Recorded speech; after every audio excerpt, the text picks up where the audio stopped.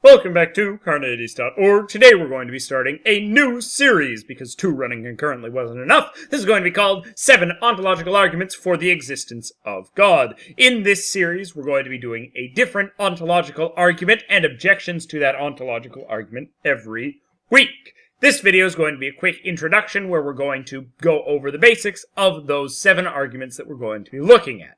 Now, there's a common misconception that there's only one ontological argument for the existence of God. In fact, ontological argument is just a category of argument. It's basically trying to prove God's existence from pure reason alone, just as the cosmological argument is trying to prove God's existence from experiences, or some amount of science. Next, we're going to be offering the 7 arguments. If you like these arguments and you want to offer support for them, put it in the comments below and I'll feature it on the videos about those arguments. Or if you want to object to those arguments and you think you have a really strong objection, you can offer that in the comments below and I will feature that in the video on the objections to that argument.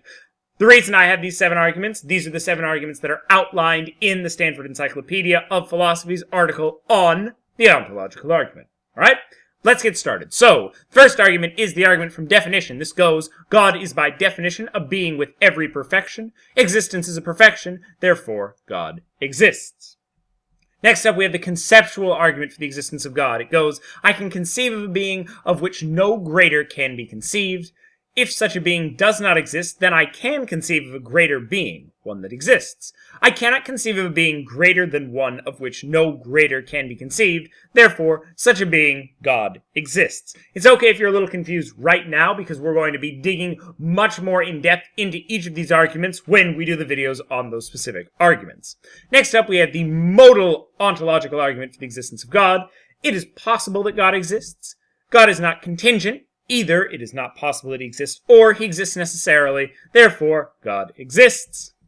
The Meinongian ontological argument for the existence of God, all instances of the statement, the FG is F are true, the existent perfect being is existent is true, therefore the existent perfect being exists, therefore God exists. The Mereological argument for the existence of God, I exist, therefore something exists. Wherever something exists, the Mereological sum of all things exists. Therefore, God, the sum of all things, exists. The religious experience argument for the existence of God. The word God has meaning that is only revealed in religious experience. The word God only has meaning if God exists. Therefore, God exists. And finally, the higher order argument for God's existence. God properties are all properties that God possesses. Any property entailed by other God properties is a God property. Necessary existence, necessary omnipotence, necessary omniscience, and necessary perfect goodness are all God properties. Therefore, God necessarily exists.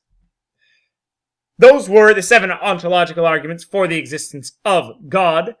Take a look back here every single week where we're going to be taking on another one of these arguments, the objections to it, and leave any of your comments or your favorite arguments for these arguments and claims, or against these arguments and claims, in the comments below so that I can feature them in the following videos. Watch this video and more at Carneades.org, and stay skeptical, everybody.